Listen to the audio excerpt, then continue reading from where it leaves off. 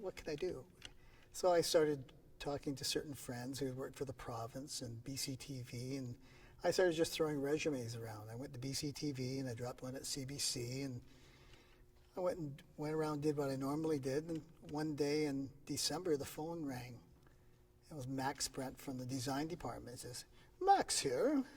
Jimmy, are you still interested in working at the CBC?"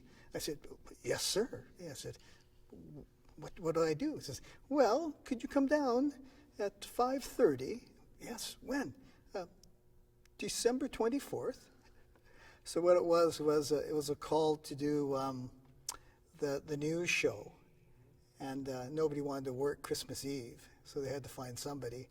And my job was cleaning Bob Fortune's blackboard, and doing the live news and doing ratcheting on cameras and pulling graphics. I guess I did such a good job, the phone rang again, and it was December 31st, New Year's Eve, So I took that job too, and I guess a couple weeks later they called me and said, "Would you like to come down and do some more work?" So I ended up working at CBC as a stagehand, graphics for about 5 or 6 months, and I figured, well, this is okay, but not film and such. So I did a little bit of film, and then I was getting a little bored. And John Rogers, who was a set decorator at Beachcombers, his daughter Sarah was coming back, and Mike Bolton was the art director. They needed a set decorator. So I went up there, and I spent 3 years up there. It was school for me. It was wonderful, just great. So you entered the Beachcombers on the third season. On the third It was already season. established. Yeah, What did you think you were walking into on a series like this? Well, I didn't really know. I didn't think much of the show, to tell you the truth. It wasn't my cup of tea.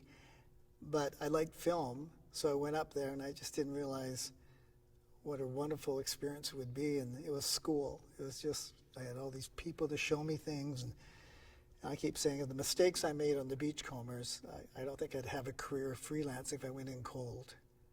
And the people were great. John Smith, Bolton, and all these, Dillard and people like that, and Murray Devlin, these designers.